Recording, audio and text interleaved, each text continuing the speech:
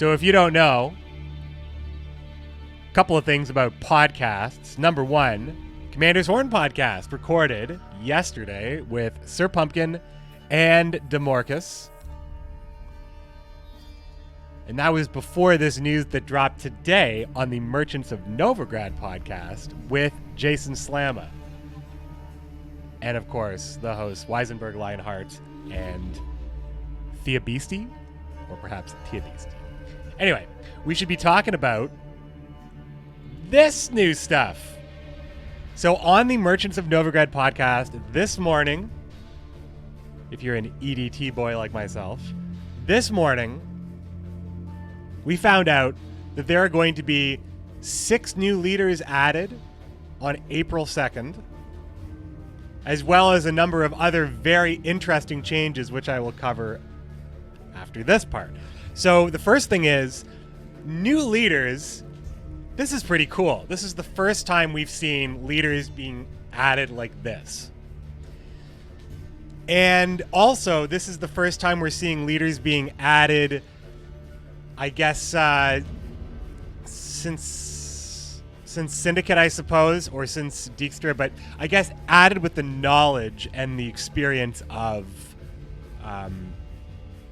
like the landscape of what leader abilities are doing, and we balanced so many of them. I look at how all the different ways Precision Strike has changed over time. So there's just been a lot of learning on power level. But there's been a lot of retooling of leaders, so in a lot of cases, like Deadeye Ambush, we've gotten new leader abilities. But these are 6 new options, bringing the total amount of leader options up from 36 to 43? All right, let's talk about Skellige's first. So Skellige's pretty interesting here. Blaze of Glory.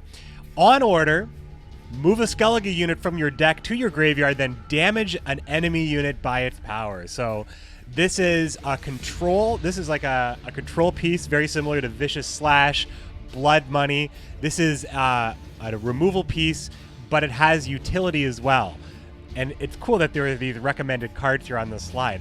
I believe that this stuff was the information that was going to be part of Gwent Masters. So these slides could have been kind of in progress at that time. So they show Crow Mother, Morkvarg, Veteran, Savage Bear, things that care about the graveyard. Veteran in this case just being a big body for Hjalmar later perhaps. Morkvarg would come out onto the board as well, so you're hitting for 5 and placing Morkvarg on the board. Crow Mother, of course, comes back from the graveyard. So a lot of ways you can think about this, but really having that extra piece of control and the utility, it doesn't seem to be encouraging you to play it early, although there's a lot of opportunities to get value from it if you do. But like most leader abilities, you will likely get, I really think that this is good for a deck that wants to run Hjalmar. It basically foolproofs Hjalmar and giving you Hjalmar, like the ability that Hjalmar gives your deck, it's like you get it twice. You can remove the Veteran and hit something for 8, and then play Hjalmar and hit something for 8. So for a control Skellige player like myself, I think that this is going to be really great. I like Hjalmar a lot, and I think that this is a really good card that improves control, where previously I might have been playing Onslaught because I like playing Vabjorn or having extra reach with warships, extra reach with Gutting Slash to remove 5s and stuff like that whenever I need to. This might be cooler, better. Don't know, but I think that it's probably fine. What isn't being shown here is the provisions that are added to the deck. So I'll just have to quickly check that. 15 points. You guys got me covered. 15 points. So this puts it on par. It's like the average. However, not all of these were kind of average shots, like how Syndicate were kind of all the same at first. So this goes in line with where I believe it's Reckless Flurry is the only other Skellige ability that's at 15. Every other ability is valued. You get more. You get more out of it. So Patricidal Fury seems like, to me, I feel like value-wise, Patricidal Fury in a lot of ways. Well, I mean, it puts your points on the board. It's an interesting addition. I like it because It's interesting. Like Skellige has a lot of offensive abilities. Onslaught, Reckless Flurry, and now this. It's like a nice middle ground. I think it's great. Yetta is a trap with this, I think. Yeah, I mean, 12 you might need to do that, I think, but you could just put that in as an extra option. You could play, you just want to be able to add more combos that are now like less likely to fail, or they basically can't fail. So when you have like an unfailable combo in some situations, you just make sure that Yetta's going to always be in the graveyard, or Skeal's always going to be in the graveyard, or whatever for Hjalmar, or for getting your value from Crow Mother if you need to, or I don't know. I think it's a cool ability. I don't know if it's going to be competitive, but I think it's good. I think it's good. Dropping Phoenix into the graveyard. All right, let's move on. Northern Realms. Uprising. This is an interesting one. And I think that this is great that it's an interesting one. I mean, it's interesting and still very Northern Realms because it involves boosting, much like Syndicate abilities usually involve coins. Northern Realms usually involve boosts. This is a charge-based ability, which is pretty cool because Northern Realms doesn't really have something like this. Plus, this ability spawns a very specific unit in the faction. So it's very flavorful. Uprising, attached to the card Lyrian Scytheman. So you boost the unit, you boost an allied unit by 1 on order.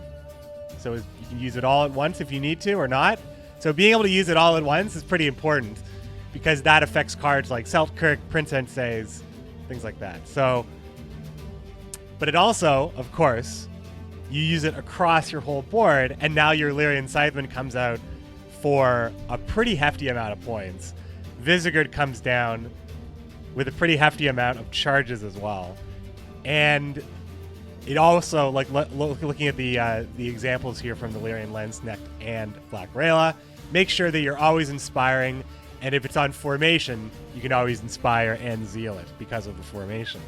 So there's flexibility here. 4 charges seems pretty generous, and the provision total here on this one, 14 provisions. You guys have me covered. Thanks so much. 14 provisions. So in this situation, this is another uniquely costed. Well, not another. This one is uniquely costed.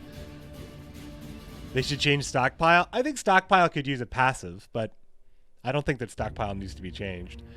I think it could use a passive and maybe just come down in provisions, but Stockpile is pretty. It's a long round. It's deceptively powerful.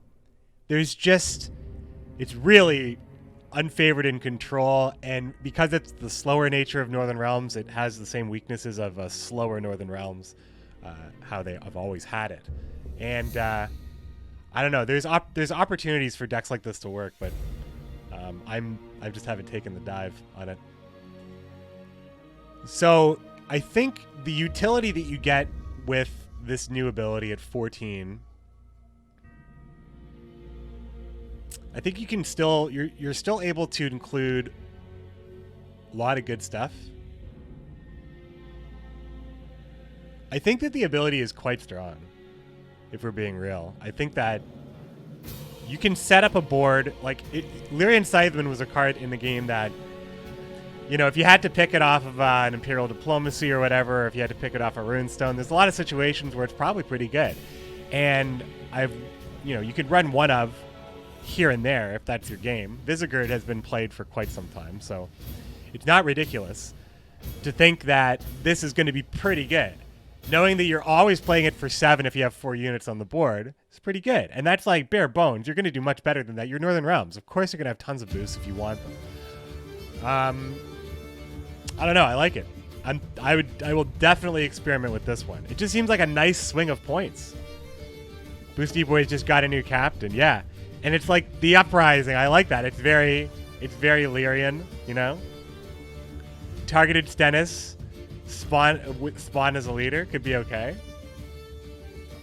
I like it. Also, you can protect so many things when you play them. Like, there is just so like the boosting and being able to boost it however you want. Imperial Formation has shown that this ability is very, very playable, very competitive and playable. if you're actually controlling what is in and not in reach of your opponent. Like, the Lyrian Scytheman might just be the gravy. It just might be gravy. But I think that obviously you get a lot of value around it. And, you know, you can't reactivate your leader like in Nilfgaard, so it's not quite as good, obviously. It's half the value. I think it's pretty cool, though. Now let's talk about Syndicate, the hidden cache, or the hidden cache. I'm really bad. I'm pretty sure it's cache, but I always say cache. I'm pretty sure it's cache. Hidden cache. The big treasure chest at the front here. This one seems pretty strong. This one seems pretty strong. Like, really strong. On order, gain 3 coins. On round start, refresh this ability. So every round, you have 3 coins. And your hordes require 3 less coins to trigger. So your hordes are basically always triggering because you have at least 3 coins.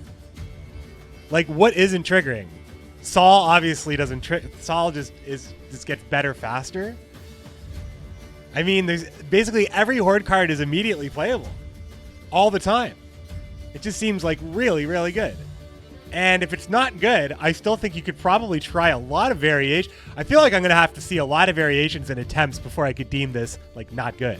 Kind of like how Stockpile might be here and there. It's like it looks like it doesn't seem like it's good, but every now and then I see a deck and it makes me think that it probably could be good. People just aren't trying hard enough.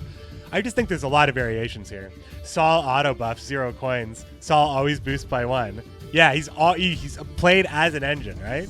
32-point E-Walls incoming. It's a cool ability. I think it's really strong though. This one's pretty strong. I'll give my rankings at the end of it because I am truly absorbing this more now that I'm speaking about it out loud with people who will listen to me. You know what I'm talking about? So I just wanted to I'm thinking about it. This one's a front runner right now. This one's the front runner. It's a juicy one. It's a juicy one. Do I think that this update will be delayed by... I mean, I don't think so. I don't think that... I mean, who knows? It's a scary... It's almost like I don't want to talk about it. Where's the link for this screenshot? I got it from the Merchants of Novigrad podcast on Twitter. I think Lionheart had tweeted it. It led to this picture here. But you can also find all this information on Reddit as well. If you want to go there, you will find it there. People have posted it. Impostor is less... Oh, yeah, we'll talk about Impostor. Impostor's cool. I mean, it might be the next one we're talking about, right? It is the next one we're talking about. All right. So, Impostor. Leader ability allows you to have 13 provisions in the deck, which makes it the only leader ability better than Lockdown, but worse than all the rest. Lock an enemy unit and then spawn its base copy in the opposite row and boost it by 2. So there's a couple of things. The way I understand it's spawn, right? So this is not play, but obviously you wouldn't be locking something on play anyway. Infinite Damien's my guess.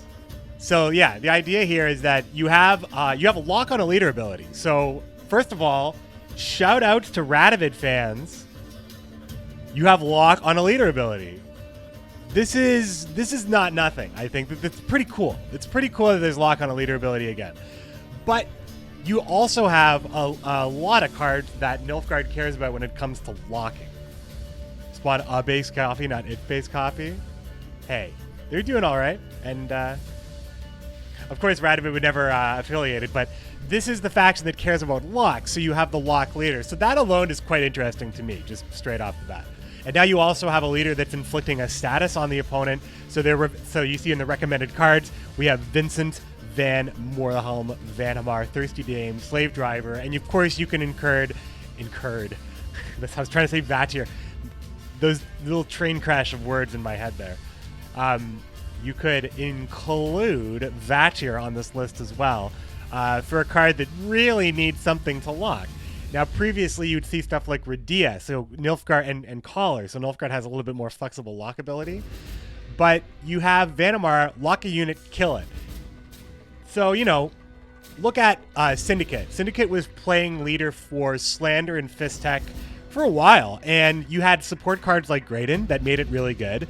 And I'm just riffing right now. I'm not crunching the numbers. I don't have a spreadsheet open. I don't know if this is a bad comparison, but it seems like a pretty fair comparison to say that when you're Nilfgaard and you can inflict the lock, you now have a lot of really cool options, and Vanamar being one of those options at 6 provisions. Again, it's just not nothing. You can remove anything with leader. And now you have the base copy that appears on your side of the board +2. So let's say you're removing Goliath, right? Let's say you're playing Goliath, which means that you would play, it means that you would lock the Goliath. Well, locking the Goliath, that's a bad example actually, because locking Goliath is, although maybe you would want to lock Goliath. I'm just using a high base strength. It's like Cave Troll, whatever. You lock the Cave Troll, you get the Cave Troll, which is a defender, and then you play Vanamar and kill the Cave Troll. It's not bad, right? It just seems okay. It seems okay. It seems like there are a lot of really cool combinations that's in there. Like, I think it's okay that people are saying that this is strong because it seems pretty strong, but I would say that it's probably not OP. 13 provisions is fairly restrictive, and you can play around it, just like you can play around Enslave. But I think that there are some cards, and there's going to be some matchups that are just going to be really dope for this ability. I like this ability a lot. It's really awesome. It feels super Nilfgaardy, and I don't know. I think that it's pretty good. I think it's as good as Wildcard would be if Wildcard... Wildcard is 13 now. So I think it's as good as Wildcard. And Wildcard, you know, it's not unplayable. I think it's great. So, I mean, Wildcard is an OP, but Wildcard is not bad, you know? Also, I just want to, just because I'm doing that for everything else, I am just going to jump into the deck builder over here just to show, like, the comparison. Again, Impostor being valued at 13 provisions. Nilfgaard generally has a pretty good stock of provisions. It's only Lockdown in which the largest penalty is incurred in this game. So I think that Impostor, which is in a way a Lockdown, sort of. I mean, I think that Impostor is a great ability. It just, so far, I mean, thematically, the abilities are all pretty great. I think that the only thing I'm disappointed by is that Syndicate is another, I guess they should all be coin-based, but I don't know. At least there's a passive, and it seems pretty damn strong, So yeah, here we are with the locks. But now let's talk about the next one we have here. Mahakam Forge. Scoia'tael's new leader ability is a Dwarven ability with a Dwarven passive, and it's another ability that creates a card. But there's a lot happening in this ability. This ability, I think, on paper, well, I mean, I gotta get through them all and really talk them out, because talking them out is actually helping me kind of see the value of these cards, because this is all pretty new information. I haven't really analyzed it. So 15 provisions, that's pretty on par these days with Scoia'tael. It puts it right on the average, and I think that's probably fair. Yeah, it's probably fine. This is the only one that's actually at 15. Well, Syndicate as well, yeah. And Skellige. For Syndicate, it's less interesting. For Skellige, it is, because it's funny. It's funny where how like the deck layouts change when you can just get that extra 6 to a 7 or that 7 to an 8 or include that big card with the bronze core you want. So, Mahakam Forge. On order, spawn and play Tempering. Now let's hop into the deck builder and remind everybody what Tempering does. Boost an ally by 5. If it's a dwarf, also give it 2 armor. Right? So this is cool. Now there's also there are other things that changed with it's not just this. There's other stuff to talk about. We still haven't talked about initiative. And there's a Yarpin change that I don't even know if I have seen it. I don't think I've seen this change. But Tempering here Dwarven card. It's only a 4 provision special card, but you know, this does have implications. This means that you have a leader that plays an extra special card that obviously gets the ability to protect something, because this card does something very specific, and the fact that you have it in your pocket all the time, it means something. And the examples that are given on the slide here, stuff like Gabor, which you can protect, Barclay, of course, which cares about dwarves, and you're caring about dwarves too if you're playing this. Mahakam Defender and Dwarven Berserker, both cards that care about boosts or armor, respectively, and you're protecting these units as well. So, I mean, this is making a lot happen with lower provision cards. Dwarves have a lot of power up top as well, and being able to play every dwarf in your starting deck with an additional 1 armor gives quite a lot of resilience to the engines that you're able to play. Don't underestimate. Like, I think that the Aincrate Warship, 4 strength and 1 armor, it's really annoying sometimes to remove that card. But it also means that the Dwarven Berserkers have an extra piece of ammunition. It also means that Gabor Ziggurin is much more resilient in this way. And if you're really worried, you can also play Tempering. Being able to play that extra nature card, maybe that matters if you're playing Herald Gord. Maybe you need Herald Gord to play at a certain point threshold to have that extra use out of the dwarves. I think that the point is that this is Dwarven support on a deck-wide degree. Making use of the armor specifically isn't really in the Dwarf specialty. However, there are these barricade units, and having the ability to create multiple dwarves is pretty good already. The rework release is on the 24th. Is that true? No, April 2nd is what I understood. Yeah, April 2nd. April 2nd. Yeah, okay. I just want to make sure I had that information. Fire is a natural element. Well, I think this is a situation where they made it a nature spell because it was a Scoia'tael card. So the leader is quite interesting because it's talking about you have the dwarven support. I'm very interested to see how strong that extra 1 armor is, because it's not 1 health, but it is 1 effective health when it comes to survival. To every dwarf. I mean, even the dwarves that you don't care about, having that collateral damage being mitigated, like, you know, you're playing a deck that is punish. You want to row punish a deck like dwarves because they're stacking the row, they're either playing cards like Zoltan's Company, playing cards like Big Zoltan, Dwarven Chariot, Monroe or Figus, things that are creating multiple dwarves, Giant Oak, Great Oak, sorry. I don't know why I've always made that mistake. Great Oak, you're always playing to a large row, so you're always going to be punished that way. Being able to armor up a lot of your units makes you very strong against one of your biggest weaknesses as a dwarven deck. So, I mean, there's a lot of stuff to this that I don't think can be understated, and it's going to be kind of a war of attrition. You're going to have to fight through a lot of extra beef to stop the combos, and the Dwarven Mercenary is still in the game. So now the Dwarven Mercenary has that extra protection. However, Novigradian Justice was nerfed fairly recently, so this deck won't have the power potential of the pre-nerf, you know, the really crazy stuff that people were doing with Mystic Echo back when it was like 15 provisions, playing the 4 protected mercenaries and just gunning down your whole world.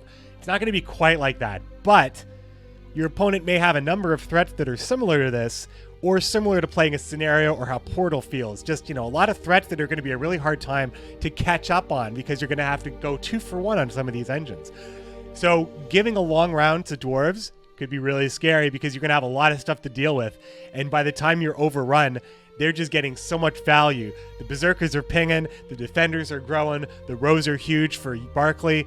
All this stuff is happening. Zoltan's got his rows built up. The Defenders are out. Everything's got extra armor, including the Defender. I think it's going to be a pretty tough deck to chew through. It's going to be strong against some control. It's going to beat the crap out of like Skellige Onslaught, I guess. I like it. I like it a lot. What do you guys think?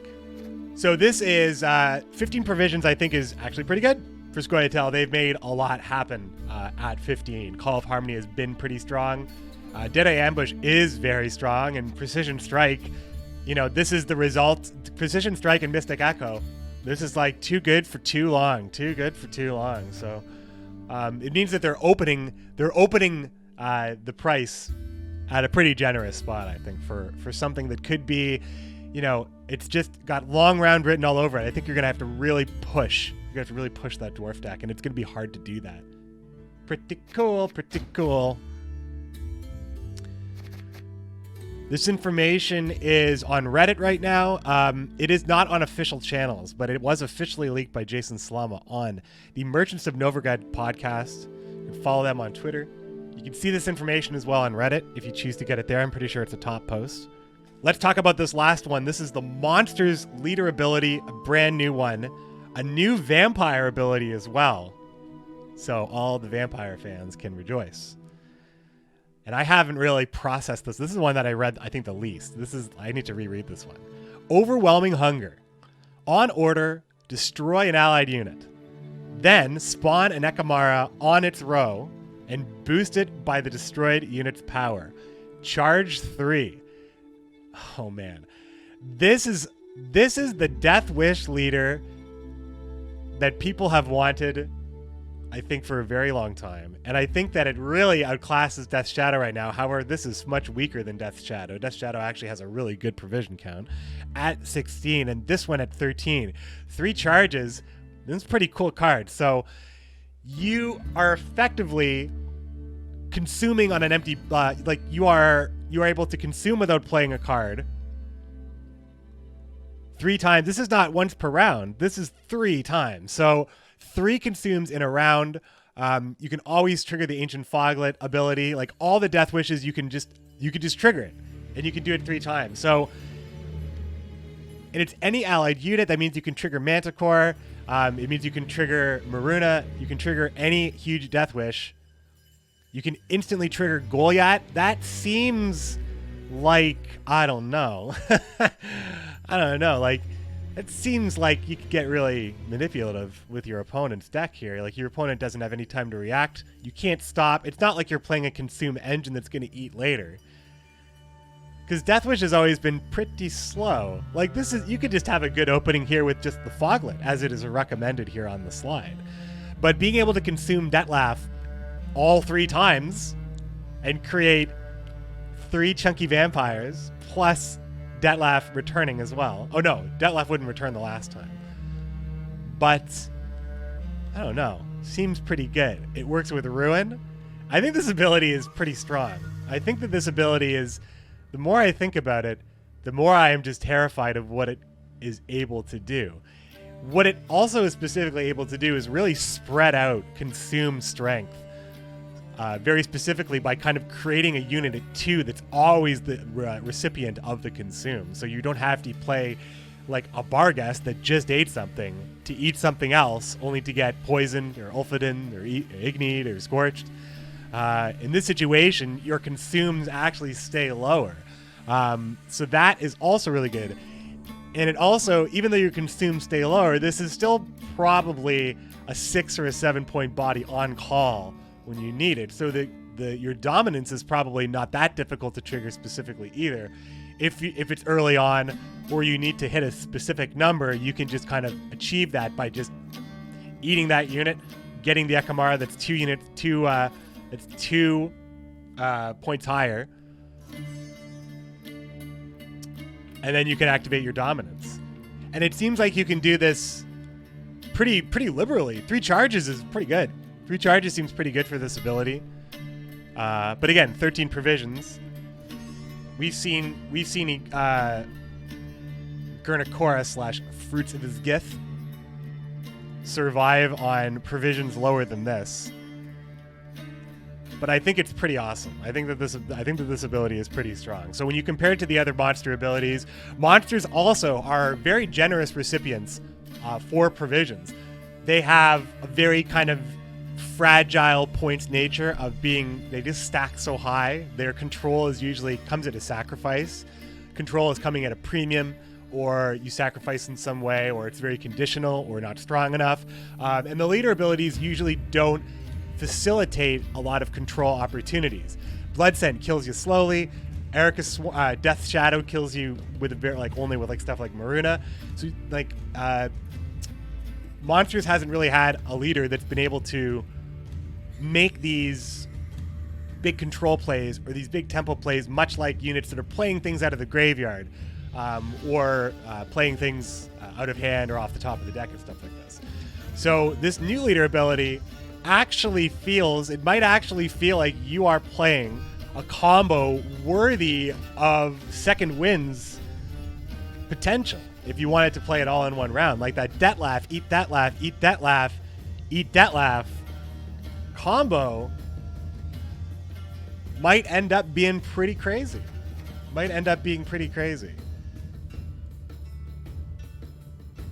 This is Spawn, so it doesn't trigger Thrive.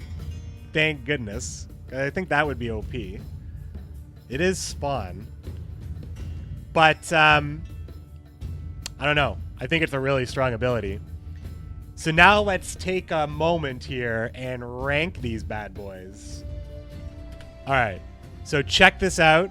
This is the chat pick.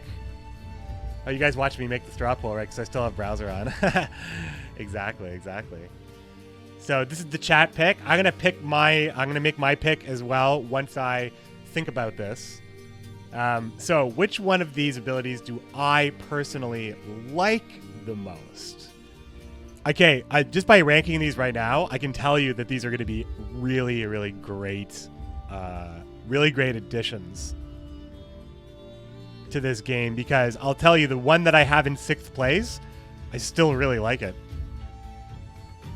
Like, I really like them all, but I'll talk about how I rated those. So, so the way I have these rated in what I like the most. So these are the leader abilities I like the most in order. I like Impostor the most, Mahakam Forge the second most, Overwhelming Hunger the third most, Blaze of Glory the fourth most, Uprising the fifth most. It's actually kind of in order this way. And Hidden Cache the sixth most. And I'll explain why. The reason why I like Hidden Cache the least, even though I think I like it a lot. I like this ability. I think it's very strong. But it's because it requires the least thinking to me. This one is the least. This is the least. I mean, you obviously are building horde cards, and you do have a lot of options because you don't have to think too much about it, because all these horde cards are auto. Now all your horde cards like either auto trigger or they trigger automatically once you use your ability. It is going to put a brainlessness to your horde cards, but that doesn't mean it's not strong. In fact, I think it's going to be quite strong. But it just seems like it's the easiest to understand, and it could be too strong. So I mean, I don't know. I'm not sure. I don't think I'm going to sleep on this one, but it's my least favorite one. Uprising is then here because I think that it makes a lot of sense for a Northern Realms ability.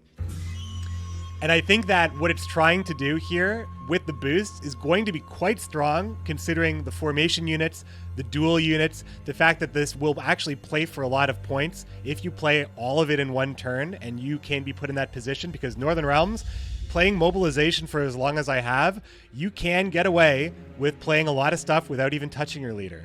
And in some situations, like, that's just really good when you're playing the Scytheman. And the Scytheman is guaranteed. It's not like you're creating something that could be a Scytheman. It's a Scytheman. So you have a lot of options here, and I think that there is going to be some competitive decks that build this, but I still think thematically, I think maybe I would tie these two. Because I also think that Skellige thematically it's just as good. Like, the theme is good. The flavor is quite strong. I like that this is about boosty. This is about, actually, it's got that soldier uprising. That's that Lyrian flavor that's really good. I like, the pitchforks and the flag. It's very much like the peasant class, right? And that is, the Northern Realms is, they live in the muck a little bit. They're not like Nilfgaard, where they have their beautiful Toussaint and their realms and their duchies and their states that are untouched by war. They live in the mud a little bit. So I really love that theme. I think that that's really good, which says a lot about how much I like these other abilities. Because I say I like this the least, but I still like it. I like Hidden Cache more than Carapace, Like these are all really good abilities. I just looked at my screen and I could see many of them that I like Hidden Cache more than. So Uprising and Blaze of Glory are also really good. Talking about Blaze of Glory, having another way to incorporate control and discard as well. This is it's like an aggressive discard. Whereas Brand's ability, the Sacrificial Vanguard ability, is more about interacting with your graveyard. Not as much discard, although you are probably using discard cards very specifically. You can build it more about outfitting your graveyard and cycling through your deck. It's really strong for that reason. But it doesn't have the aggression or the points sometimes. You need to build some really swingy and unfair beast stuff, I think, at this point for it to really work. The extra ping for Bloodthirst, you have some opportunities there, but it's not a guarantee that it's going to work for you. Blaze of Glory kind of makes it takes that slow burn and like focuses it into a laser beam. So it's just like, boom, my discard potential is here, my damage potential is here, my graveyard potential is here, and now I can work from there. And that feels a lot like Arnjolf when you put the stuff on the board that's now activating your Bloodthirst. Now, it's like all my Bloodthirst potential is here now. And my graveyard or my tall unit or whatever, if you're purifying Arnjolf or whatever you want to do, or you need that tall unit, or you need those units to be hit by Regis, it then allows you to play at a higher level of power than before. And when you decide to do that, it's up to you. Chrome Mother, Morkvarg early on, Veteran later on for a follow-up Hjalmar for another Veteran hit. Unbreaking, making sure the Hjalmar always has the biggest piece is fantastic, and I like this ability. And now let's talk about the top three. So for me, Overwhelming Hunger. I think this is great because thematically it makes a lot of sense. The strength seems there. The ability scares me in that I'm thinking about playing against it right now. And the longer it goes, the longer the game goes where my opponent is not using these charges, the more scared I am that I'm going to get completely blown out, or I fail at a bleed, or I just know I can't bleed, or I'm just in a bad position on coin. But this is monster stuff. So the spreading out of the boost, though, has me worried that this could be really good because, again, much like the Mahakam Forge, it is building on the counterplay weaknesses that monsters with their very, very tall units sometimes suffer from. It also, like, Igurn is fragile, but you can just consume Igurn right away. Your opponent can't do anything about it. Now you have a 15-point Ekamara, Igurn's in the graveyard, and your opponent can't just remove armor now. Like, you can still, there's just a lot of opportunities and a lot of potential possibilities to control every round. And I think that this ability is going to be strong. I'm still thinking about competitively which one's going to be stronger. Then I want to talk about Mahakam Forge. I think that this is probably one of the best flavors because this is build your deck around me. Your entire deck gets a bonus. That bonus you don't have to activate. What you do get to activate matters to a lot of the cards that you're going to be putting into the deck. And again, it builds on the weakness in that this deck would probably be weak against row mechanics, but now that everything has armor, the dwarves in the starting deck, not the dwarves that are spawned, so the rowdy dwarves still don't get the armor, but every dwarf having armor makes everything that much harder to chew through. And I think that this is going to wear down this deck, just like how I think the monster deck might work in the same way. It's going to wear down the opponent. So I like it, but thematically I really like it because it's actually an armor deck. It's not a Northern Realms armor deck, unfortunately, but Northern Realms don't really have like the same sort of armor cards. And if you really care about armor and can make really great use of the armor, or you're really able to counter some metas with the armor, obviously this completely stops Wild Boar of the Sea and really hurts row punishment. Of course, you can run Mantlet and things like that as well. Any barricade unit that you have on the neutral spot. I like it. It just has my mind really swimming with opportunities, and really, I think it's going to bring dwarves up to glory. And now my favorite ability. Why is Impostor my favorite ability? I think this ability is my favorite ability because thematically it makes the most, it seems like the most fun. Having lock on a leader is old school Radovid vibes for me, and it is a very strong control option with a huge amount of swing, and unlike Enslave, it's a little harder to play around it, while you don't necessarily lose the points, like Enslave takes those points away from you. This is not limited by a point threshold, and in fact, your opponent does get something out of it. And the lock, you know, this can be a defender, this can be a shielded unit, this can be a unit that they can use through Assimilate. They have a lot of Assimilate units, and they're able to kind of control what arrives on their board. And of course, the Vanamar combination, which can be played all in one turn. I likened it to Graydon in that it is something you can play with your leader to destroy something, or Fistek with Wildcard. And this is priced like Wildcard, but Vanamar is a lot easier to include than something like Graydon or Moral at 6. So I think that this is going to be, and it's so Nilfgaardy. It creates a status. It creates a unit on your side of the board that wasn't there to begin with. It's not just playing on spies. It's not just playing on doing something that Nilfgaard is doing, but it still is control in a very Nilfgaard way, in that it's playing your opponent against them. And I think that this card probably does the best job in looking at the set of cards that exist right now, and the world of the game. Like, how can we give Nilfgaard an ability that is strong and fits Nilfgaard, but it's different this way. It's different this time. And the provisions are tight. 13p is tight when you compare it to something like how Enslave has been working. But Enslave has a deck building restriction, and this does not. So, I don't know. I think that this ability probably I'm going to have the most fun with. But I want to see what the chat thinks. So you can still juice this now if you want, but now the results have been seen. So this might actually make people push a little bit harder, because now Nilfgaard's winning. Nilfgaard's winning. Oh, it's exploding now. Look at it go. Look at it go. Well, maybe I'll come back to this. I'll come back to this one. Now let's talk about competitive. I'll make this a lot quicker because I've already thought about this. So from a competitive level, I'm going to rank this from lowest to highest. I think that Blaze of Glory will be the least competitive. I think that Uprising will be the second least competitive. I think Mahakam Forge will be the third least competitive. Impostor will be the fourth least competitive. Ooh, man. And now it's between Hidden Cache and Overwhelming Hunger for the most competitive of the 6 abilities. Am I way off base here? I think Monsters is the strongest one, but I think that it's really close. I think Hidden Cache is probably... I think this one could be number 1. This one could be number 1, but I have a feeling that the Monsters one might end up number 1. But I think on paper, because this seems like Harmony, right? All your Horde stuff just works. It's like Harmony, like all your units are just engines.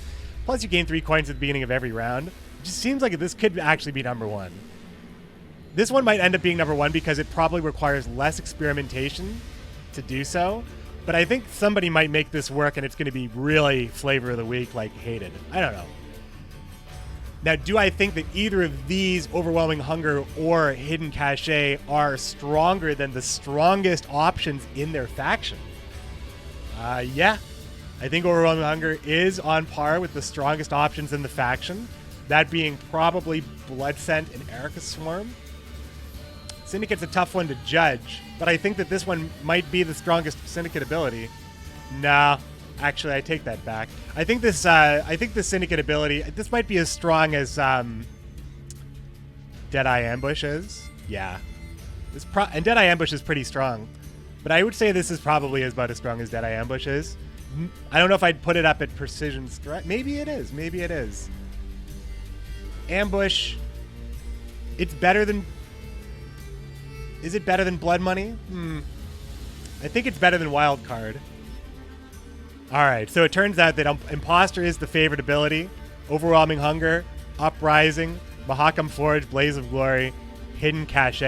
The chat has spoken. Impostor looks like it's going to be the most favorite ability. Yeah, it's what I think. But here's the thing. I like all of them. I like all of them. Can we all agree that they're all good? Is anybody really disappointed by any of them?